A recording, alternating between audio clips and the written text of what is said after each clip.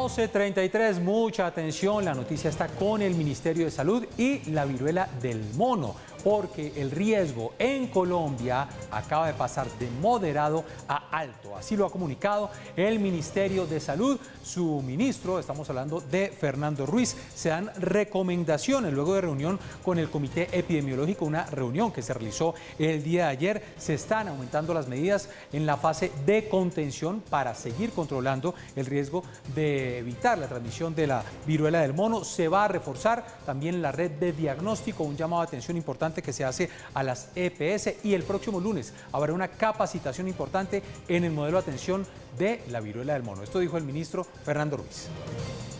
Se evidenció que tenemos una ventana de oportunidad para hacer un trabajo de contención antes de una posibilidad de una transmisión comunitaria.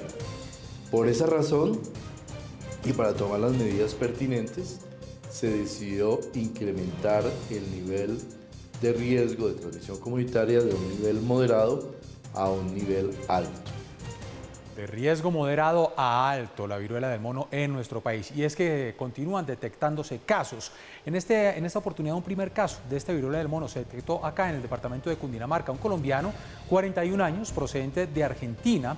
Él reside actualmente en Cajicá. Presentó síntomas desde hace 6 días. Llegó de Argentina el pasado 9 de julio y empezó a sentir sus síntomas hace unos 6 días. En estos momentos, dicen las autoridades, se encuentra recluido en su domicilio. Ya se hizo el respectivo cerco epidemiológico a todos sus contactos cercanos, que, dicen las autoridades, están asintomáticos.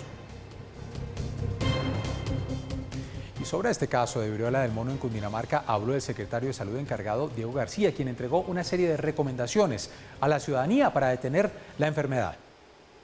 Se dan las recomendaciones a la población general respecto a las medidas a tomar, recomendaciones tales como evitar el contacto estrecho con personas confirmadas o sospechosas de viruela símica, y adicionalmente, si alguna persona presenta un síntoma relacionado con la enfermedad, dado como una lesión cutánea, que puede ser una lesión principalmente en extremidades, en piernas, en brazos, en cuello, y asociada a fiebre, malestar general, cansancio importante y ganglios, importante eso, ganglios, es importante consultar a cualquiera de los centros de salud o hospitales que tenemos en todo el departamento.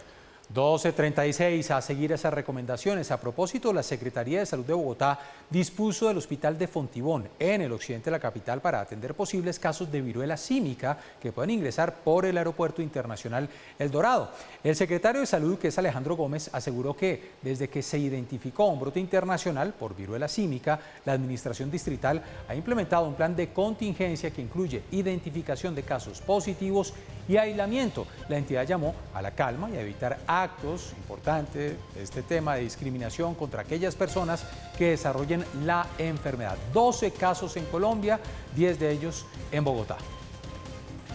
Al día de hoy, Bogotá cuenta con 10 casos confirmados de viruela símica. 9 de ellos vinieron del exterior o se contagiaron en el exterior y uno solo se contagió aquí, pero es una persona conviviente con una de estas 9 que llegó del exterior. Significa que no hay transmisión dentro de Bogotá. 12:37, seguimos con temas de salud, pero ahora pasamos al COVID-19. Hay una nueva resolución del Ministerio de Salud, además de instituciones de salud, de hogares geriátricos, también en el transporte público, en sistemas masivos de transporte, en los terminales de transporte aéreo, terrestre, marítimo y fluvial, es obligatorio el uso de tapabocas. Mucha atención, obligatorio el uso del tapabocas, además de lugares que tienen poca ventilación o que son lugares cerrados. Reitera el Ministerio de Salud a través de esta resolución las medidas de precaución, insiste en el lavado de manos, hace también la recomendación a personas con comorbilidades evitar estar en lugares que presenten altas aglomeraciones y también los insta al uso del tapabocas. Recuerdo entonces, obligatorio uso de tapabocas en espacios cerrados y en sistemas de transporte masivo y de transporte municipal. Es obligatorio.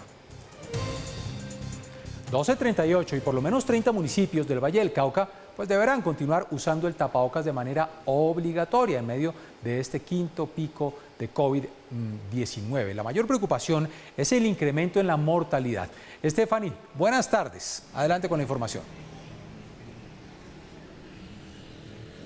Hola Jenner, muy buenas tardes. Efectivamente, continúa la alerta en el Valle del Cauca con este quinto pico del COVID-19, ya que en la última semana se ha registrado la muerte de 63 personas y por lo menos 70 personas permanecen internas en una unidad de cuidados intensivos. Como usted lo indicó, únicamente solo 12 municipios habían estado aprobados, ya que alcanzaron la meta de vacunación para poder dejar la obligatoriedad del tapabocas, y por lo menos entonces el 70% debe permanecer con su uso.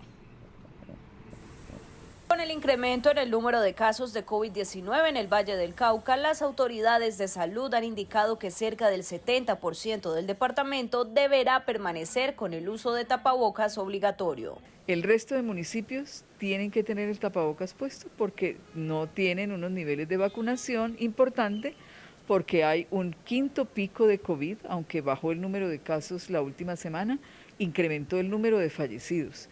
En la última semana, 62 personas perdieron la vida por COVID y porque tenemos más de 70 personas en UCI. Cali es uno de los municipios que puede permanecer sin tapabocas. Sin embargo, hay lugares específicos de la ciudad donde es necesario su uso. Principalmente en el transporte masivo, esto ya estaba establecido, hemos hecho jornada en el transporte masivo, en transporte público, la obligatoriedad del uso del tapabocas, así como en instituciones de salud y en las instituciones de hogares de larga estancia. El Ministerio de Salud ha recomendado que en los 12 municipios con altos niveles de vacunación el tapabocas se retome en lugares cerrados, en especial en Cali.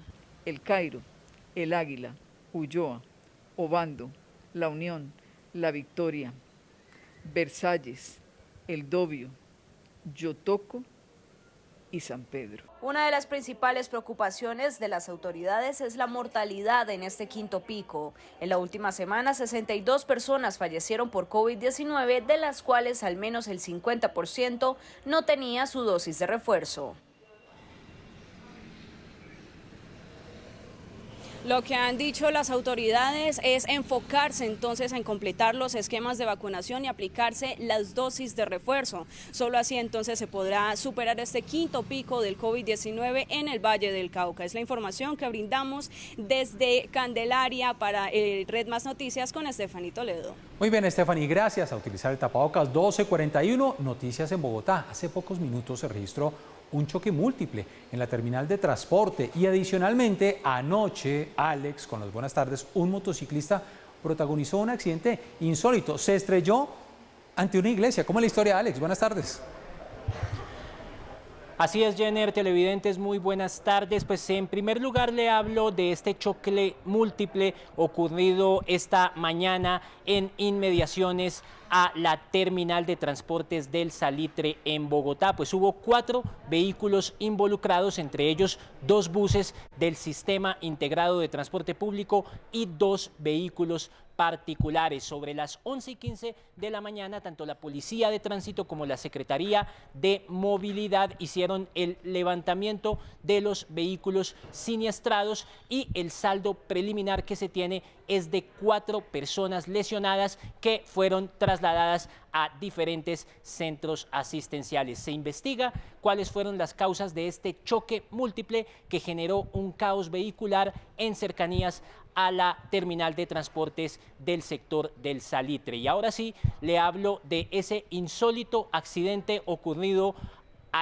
anoche, más exactamente a las 11 de la noche, en una iglesia del sector del Restrepo. Pues un motociclista terminó chocándose contra una iglesia. Todos los detalles se los contamos en el siguiente reporte. Como si fuera camino al cielo, un motociclista perdió el control y terminó estrellándose dentro de la iglesia La Balvanera en el sur de Bogotá. La irresponsabilidad de los motociclistas. Hoy fue la puerta y cuántas vidas no se han llevado, man. El motociclista rompió las puertas y fue a parar en el propio altar de la emblemática iglesia en el barrio Restrepo. Será trasladado a medicina legal para hacerle los correspondientes exámenes ya que pues la única, más ante un hecho que se pudo observar en redes y en medios de comunicación, es un hecho bastante lamentable y muy fuerte. Este martes la catedral amaneció cerrada. Los vecinos estaban consternados, pues creyeron incluso que en el lugar había caído un rayo. Para dentro del gremio de los fabricantes de calzado, esto es un sitio que representa mucha importancia para nuestras creencias y todo. Esta iglesia la tenemos como el sitio patrón de los zapateros. A pesar del aparatoso accidente, sucedió un milagro, ya que el motociclista se levantó como si nada y fue trasladado a un centro asistencial por precaución, pero no tenía heridas de gravedad. En las próximas horas, personal de la iglesia cuantificará los daños materiales. Pues efectivamente, nosotros esta mañana estuvimos ahí en la casa cural tratando de hablar con el padrecito de esta iglesia, pero nos dijeron que él va a estar en horas de la tarde con las autoridades de la localidad para cuantificar los daños que dejó este accidente, que por fortuna no fue de gravedad. Información con Alexander Gómez para Red Más Noticias. 12:44, tras una cinematográfica persecución, 2 motoladrones fueron detenidos en las últimas horas en Bogotá. Mediante la modalidad conocida como raponazo, las 2 personas hurtaron 2 celulares a una pareja en la localidad de Teusaquillo y trataron de huir a bordo de una motocicleta. Las víctimas, que resultaron ser policías, siguieron a los ladrones a bordo de un vehículo y luego se estrellaron. La policía logró recuperar los objetos robados y capturó a estos supuestos delincuentes, quienes fueron presentados ante las autoridades para su respectiva judicialización. Da una persecución en el lugar, lo que permite que estas personas queden bloqueadas o encerradas en una parte, se estrellan, colisionan con otro vehículo y se da la captura y se da la recuperación de los elementos hurtados, como también la incautación de un arma de fuego con la cual venían cometiendo este ilícito. Y entre tanto, toda una polémica se desató luego de que la alcaldesa Claudia López le pidiera a la policía que sacara de circulación a los bicitaxis y mototaxis en la localidad de Bosa. Algunos expertos aseguran que el distrito se equivoca, ya que el Ministerio de Transporte había emitido una resolución en 2018 para regular este tipo de vehículos. Estas declaraciones de la alcaldesa Claudia López, en las que aseguró que en sectores como Campo Verde, en Bosa, los bicitaxistas serán restringidos, desató una polémica. Ya hemos traído las rutas, creo que no nos falta sino una, y por lo tanto le pido también a nuestra policía que cada vez más vayamos sacando esos bicitaxis y mototaxis informales. Ya no hay justificación. La mandataria le pidió a la policía que empiece a hacer control de estos vehículos con motores, pues son los que más contaminan. Ya están las rutas, mi general. Ya están las rutas, luego no hay justificación para que tengamos transporte ilegal, puesto que ya hay transporte legal que lo haga. Entonces, por supuesto con concertación, pero también con toda la aplicación de la ley, ir corrigiendo eso que nos falta. En 2018 el Ministerio de Transporte emitió la resolución 3256, por medio de la cual reglamentaba la circulación de los bicitaxistas. Siempre hemos apoyado los bicitaxis, bicicleta, al revés, nos gustan, me atraen mucho.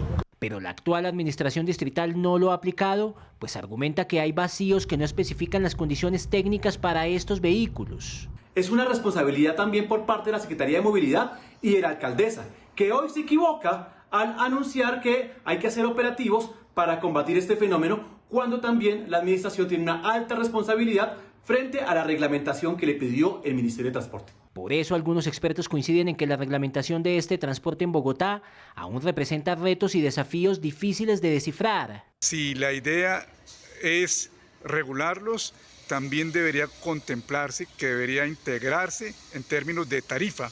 Y en términos de tarifa significa no solamente que el valor del pasaje incluya el valor del bicitaxi, sino también en términos de protección al usuario y a quien pedalea. A corte de 2019, en Bogotá circulaban alrededor de 5.000 bicitaxistas, principalmente en sectores como Bosa, Patio Bonito y El Tintal. En un polémico debate en el Consejo de Bogotá se denunciaron graves fallas en los programas sociales de la Secretaría de Integración Social. Según cifras entregadas por cabildantes de la oposición, de 104 comedores previstos para la operación, solo hay 10 operando. Usted no ha hecho nada. Usted, gracias a Dios, tiene que comer, pero nuestros hijos no. Este fue el clamor que expresaron algunas madres de familia beneficiarias de los programas sociales de la Secretaría de Integración Social. En el debate, citado por la concejal Lucía Bastidas, se escucharon serias denuncias sobre el manejo de los jardines infantiles y de los comedores comunitarios. Caos en integración social porque dejaron vencer los contratos de alimentación en 42 comedores comunitarios, porque no entregaron a tiempo los bonos canjeables, porque están cerrando jardines y no han podido solucionar el tema a la gente. En comedores comunitarios, de 104, solo hay 10 operando en Bogotá sin previo aviso. Ellos dizque por contingencia están repartiendo unos mercados que es de características uniformes y Fabián, una persona mayor o una madre lactante tiene unas condiciones alimentarias distintas. La maestra profesional Viviana Padilla, que no tiene contrato desde mayo, hizo reparos a la política social del distrito. No hay presupuesto para material didáctico desde 2020, es poco o nada lo que ha llegado a los jardines y somos las maestras quienes de nuestro bolsillo pagamos las fotocopias, compramos material didáctico. La secretaria de Integración Social, Margarita Barraquer, explicó que el cierre de 10 de los 43 jardines se debe a problemas contractuales. Los 10 jardines entrarán al proceso competitivo que vamos a abrir ahora a principios de abril para los 43 jardines completos. Tenemos 43 jardines cofinanciados y el proceso competitivo se va a abrir para esos 43 jardines cofinanciados. Sobre el pago de obligaciones a profesores, Integración Social adelanta ya los procesos de incumplimiento contra los contratistas. 12:50 y mucha atención que a esta hora el Cuerpo de Bomberos de Bogotá y la Secretaría de Salud atienden una intoxicación masiva en el colegio INEM Bosa Brasilia, en el sur de Bogotá. De acuerdo con los organismos de emergencia, al menos 36 niños y jóvenes están siendo valorados por personal de la Secretaría de Salud. La intoxicación se presenta, al parecer, por inhalación de un gas desconocido. 1.100 alumnos y 78 docentes ya fueron evacuados. Y si usted respeta las normas de tránsito en Bogotá, ahora va a recibir un comparendo, pero por buena conducta. La Policía Metropolitana y la Secretaría de Movilidad lanzaron hoy una campaña que se llevará a cabo en 15 puntos de la ciudad y se extenderá hasta diciembre. El objetivo es aplicarle una multa pedagógica a los conductores y a los peatones, pero para resaltar su buen comportamiento en las vías y así incentivar a la ciudadanía a respetar las normas de tránsito. Las autoridades anunciaron que también contemplan imponer comparendos por buena conducta relacionados al Código de Policía. Hagamos comparendo a aquellas personas que respeten el Código de Policía, a aquellas personas que no cometen contravenciones, que respetan a las demás personas, que recogen las heces de sus animales, de sus mascotas. Yo creo que eso también es muy importante estimularlo, lo voy a tener en cuenta y lo vamos a hacer en las localidades. 12:51 minutos y seguimos muy pendientes de las víctimas, de los policías que han sido asesinados por parte del Clan del Golfo a través del Plan Pistola. 36 asesinados en el marco de este plan que se está adelantando por parte del Clan del Golfo en los departamentos de Sucre, de Córdoba, de Antioquia. En las últimas horas, ayer exactamente, falleció la patrullera que se encontraba en estado crítico tras el atentado de este grupo delictivo en Yarumal, Antioquia. Luisa Fernanda Zuleta, así lo ha informado la policía, que le atribuyó los hechos a las bandas delincuenciales que operan bajo el escudo del Clan del Golfo. Hace pocas horas también fueron asesinados otros 2 uniformados, uno en San Pues, Sucre, y otro en Tibú, en norte de Santander. En diferentes medios radiales, el general Jorge Luis Vargas aseguró que esta época solo es comparable con los días de los ataques de Pablo Escobar contra la fuerza pública. Y a través de su cuenta de Twitter, el expresidente Álvaro Uribe Vélez confirmó el ataque a la estación de policía de Altamira, en el municipio de Betulia, departamento de Antioquia. Los hechos fueron atribuidos por los propios uniformados a hombres del Clan del Golfo que operan en la región y que adelantan el llamado Plan Pistola, con el fin de intimidar a la fuerza pública y también de intimidar a la población civil. Hasta el momento se reportan 2 auxiliares de policía lesionados. Se estima que 10 hombres armados del Clan del Golfo perpetraron el hostigamiento que duró aproximadamente 20 minutos, según declaraciones de las autoridades regionales.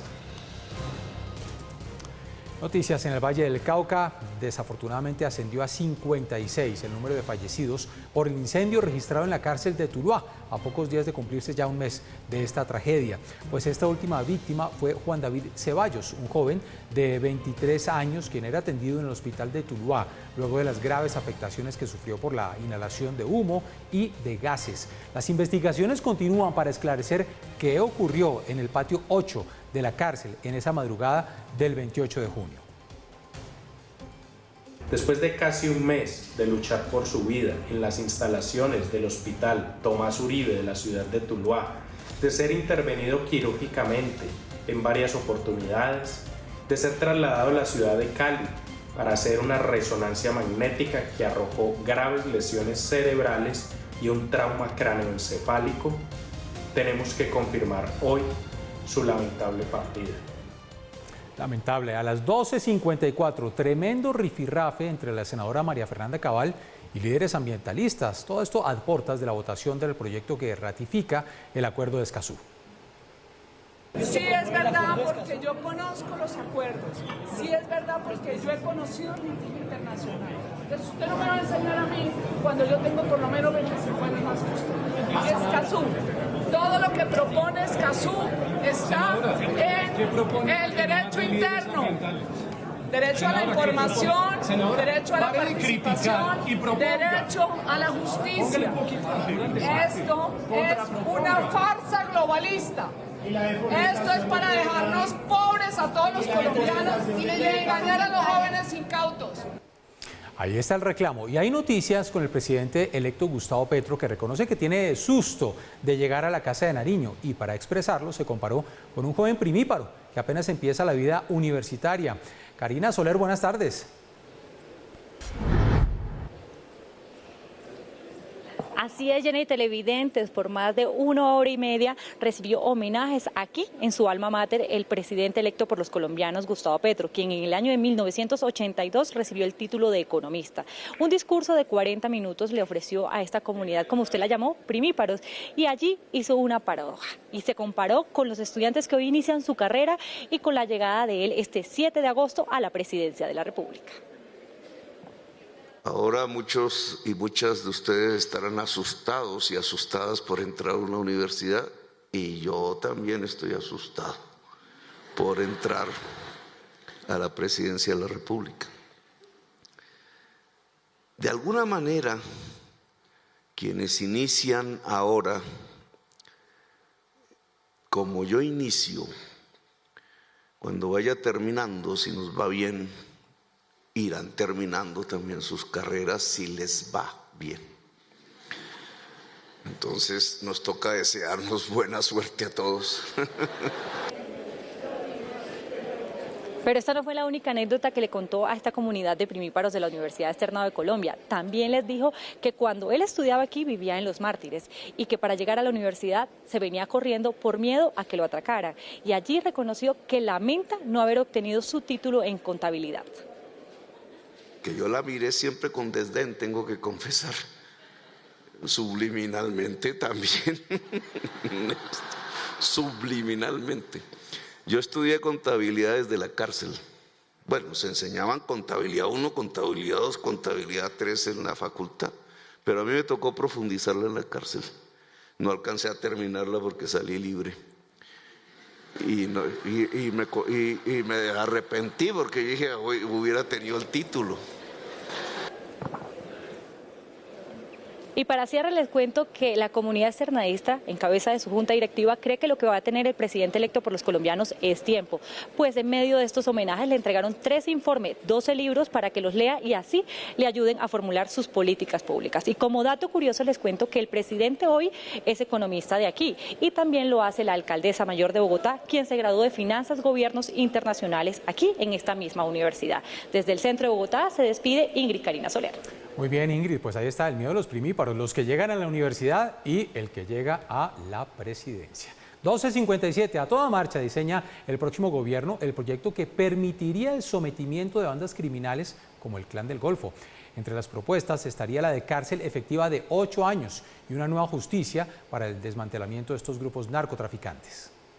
3 diferentes grupos, entre los que están congresistas, expertos y académicos, trabajan en el diseño del proyecto de ley de sometimiento a la justicia de bandas criminales. Las organizaciones al margen de la ley sabrán que hay la intención expresa de permitir su sometimiento colectivo a la justicia, lo que significa para ellos también salvarse de la cárcel y la muerte, pero tienen que dejar de matar. Una de las propuestas que se evalúa es que los máximos cabecillas de estos grupos paguen cárcel efectiva de 8 años, como ocurrió con la desmovilización de los paramilitares. Hay delitos que se sabe bien no son amnistiables ni indultables, y eso tiene que ver pues con muchas de las acciones que han cometido estos grupos. Ahora, ¿cómo se pueden flexibilizar esas penas? Ese es otro asunto y eso es eso. Otra de las propuestas de la academia es la creación de una nueva institución para el sometimiento y la lucha contra las bandas criminales. Entonces no se trata solamente de una propuesta de cómo vamos a desmantelar y cuáles serían los beneficios y el tratamiento que reciben los grupos armados, sino que se requiere de una institución muy fuerte, eminentemente jurisdiccional, sin dependencia del presidente de la República, que lleve a cabo esta tarea de desmantelamiento de grupos al margen de la ley. Desde ya la oposición anunció que rechazará este proyecto. Yo no estoy de acuerdo en que se esté premiando en este momento diálogos con grupos de narcos sanguinarios como es el Clan del Golfo. Ojalá el pueblo colombiano no se deje engañar. Mientras haya coca, habrán personas que usen armas para pelearse los territorios. El senador Iván Cepeda aclaró que alguna modificación al tratado de extradición solo podrá realizarse con un acuerdo entre los gobiernos de Colombia y Estados Unidos.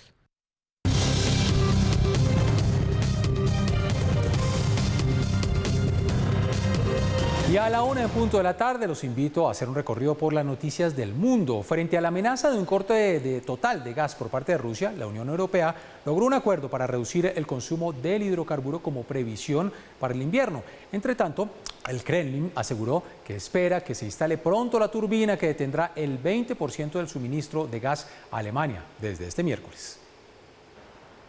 Los ministros de Energía de la Unión Europea cerraron un acuerdo político para que los países reduzcan voluntariamente el consumo de gas en un 15% de agosto a marzo en caso de que Rusia detenga el suministro durante el invierno. Hemos dado un gran paso para asegurar el suministro de gas para nuestros ciudadanos y economías para el próximo invierno. Las negociaciones no fueron fáciles y me gustaría agradecer a todos mis ministros, colegas y sus equipos que trabajaron incansablemente las 24 horas del día para demostrar que ponerse de acuerdo hoy no es una misión imposible. Frente a la negativa de algunos países, el texto final ofrece posibilidades de solicitar excepciones. La derogación garantiza que todos paguemos una parte justa. A corto plazo, los clientes europeos no tendrán que tomar medidas drásticas en caso de interrupción del suministro de gas en invierno. A medio plazo, todos nos beneficiaremos. A menos que la Unión Europea elimine la dependencia del gas ruso, los precios seguirán siendo altos. Si tiene éxito, los precios bajarán. La decisión se toma solo un día después de que Gazprom anunciara la reducción de un 20% del suministro de gas a través del gasoducto Nord Stream 1 por una falla técnica. Sí, efectivamente. Hay algunos defectos con las turbinas. La turbina no ha llegado después de un mantenimiento mayor y no se ha instalado. Está en camino. Esperamos que suceda más temprano que tarde, pero la otra turbina también tiene algunos defectos. Gazprom está trabajando en ello. Repito que la situación se complica críticamente por esas restricciones y sanciones que se han impuesto contra nuestro país. La Unión Europea ha acusado repetidamente a Rusia de recurrir al chantaje energético, mientras que el Kremlin dice que las deficiencias han sido causadas por problemas de mantenimiento y el efecto de las sanciones occidentales. Entre tanto, autoridades ucranianas informaron de nuevos ataques en la región de Odesa, en plenos preparativos para desbloquear las exportaciones de grano. Los ataques también fueron registrados en el puerto de Mykolaiv. El presidente Volodymyr Zelensky compartió un video filmado en Satoka, un centro turístico en Odesa Oblast, donde la ofensiva se realizó con misiles lanzados desde el Mar Negro, pese al acuerdo para reanudar el transporte de cereales a través de esa región. Por fortuna, no se registraron personas heridas. Entre tanto, la presidencia turca anunció que el presidente Recep Tayyip Erdogan se reunirá con su homólogo ruso Vladimir Putin en el balneario ruso de Sochi, en el Mar Negro, el 5 de agosto. Noticias con el Papa. Tras pedir perdón a los indígenas, el Papa Francisco pues continúa su viaje por Canadá. Este martes el pontífice realiza una misa en uno de los lugares más sagrados para las comunidades aborígenes, donde al menos 60.000 personas se encuentran reunidas.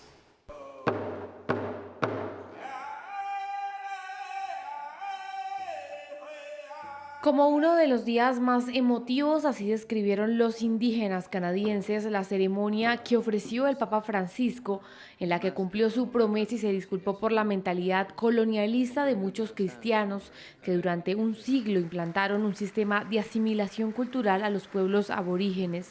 Sin embargo, muchas heridas quedan abiertas, por lo que aseguran el Papa no puede decir simplemente lo siento e irse. The apology started. Tan pronto como comenzó la disculpa, la gente se activó de inmediato. Se podía ver en la audiencia, se podía ver y escuchar en diferentes mensajes que recibíamos mientras estábamos sentados allí. Desencadenó la apertura de una herida otra vez. Y esta herida que se ha vuelto a abrir, no podemos dejarla así. Realmente tenemos que dar los pasos para asegurarnos de que sanamos y recuperamos a nuestra gente. Y aunque agradecen que el pontífice haya pedido disculpas en su territorio, esperan haya justicia.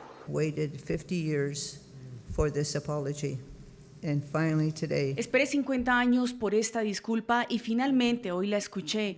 Desafortunadamente, muchos de mis familiares, amigos, compañeros de clase y miembros de mi comunidad que fueron a la escuela residencial no pudieron escucharlo porque habían pasado por el suicidio, la adicción al alcohol, abuso de otras sustancias o lo que sea, porque no pudieron soportar o vivir con el trauma que soportaron en estas escuelas residenciales. En la tercera jornada de su viaje a Canadá este martes, el pontífice celebrará una ceremonia ante el lago de Santa Ana, un lugar sagrado para los indígenas y de peregrinación para los católicos del país, donde asistirán al menos 65.000 personas.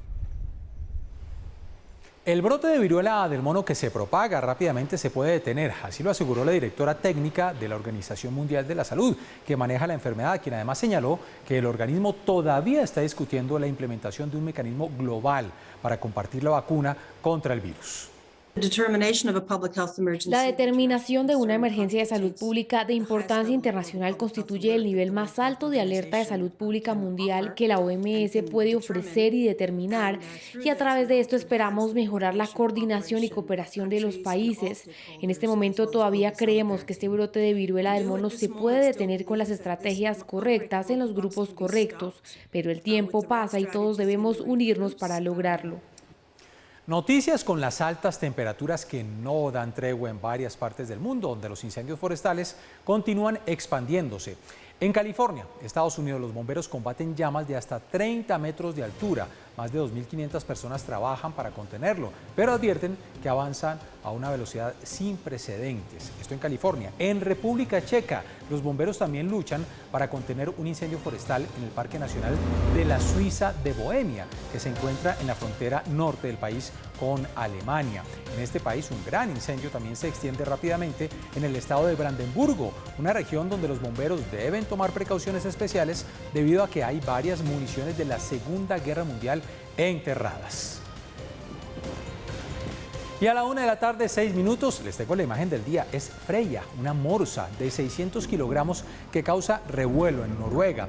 El mamífero llamó la atención de los ciudadanos este verano cuando fue vista en la parte trasera de los barcos en la ciudad costera sureña de Kragerø, en un intento por encontrar un lugar para descansar. Según el Fondo Mundial para la Naturaleza, es probable que haya viajado al sur desde el Ártico y se cree que esta puede ser su última escala europea. La morsa, apodada Freya por la diosa nórdica del amor, se ha convertido en una especie de celebridad en Oslo, donde los espectadores se han estado reuniendo para verla desde el embarcadero de la ciudad.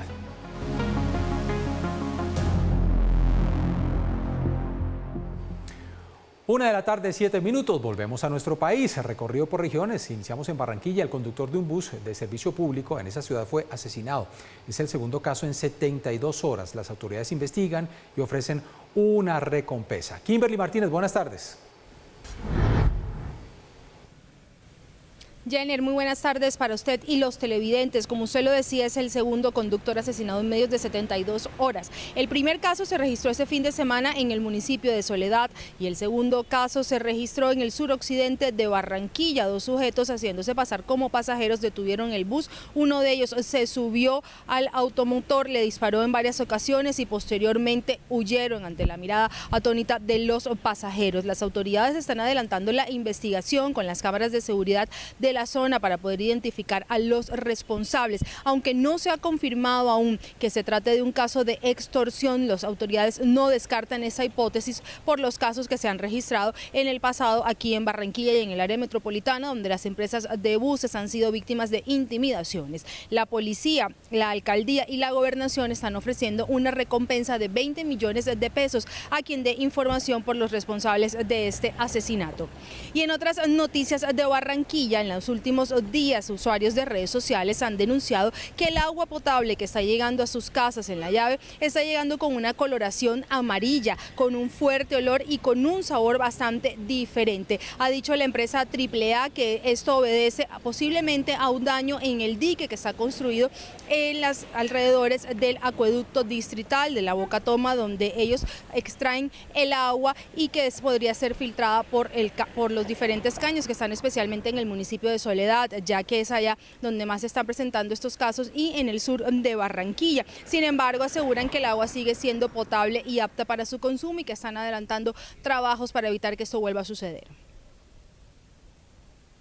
A construir un dique perpendicular al construido el año inmediatamente anterior con base a Big Bags. Son unos elementos con material con bastante dimensión, de más de 1 metro cúbico de dimensión, para poder proteger la salida de estas aguas. Ha dicho la AAA que están realizando un monitoreo constante de la situación y que ya está solventada en un 90%. Se espera que en los próximos días esta situación ya sea corregida totalmente. Información que registramos desde Barranquilla. Kimberly Martínez para Red Más Noticias. 1:29 p.m. Llegamos así al final con toda la actualización de las noticias de Colombia y del mundo en nuestra emisión de Red Más Noticias del mediodía. Ya lo saben, nos reencontramos a las 7 de la noche con Paula García en la emisión central. Feliz martes para todos.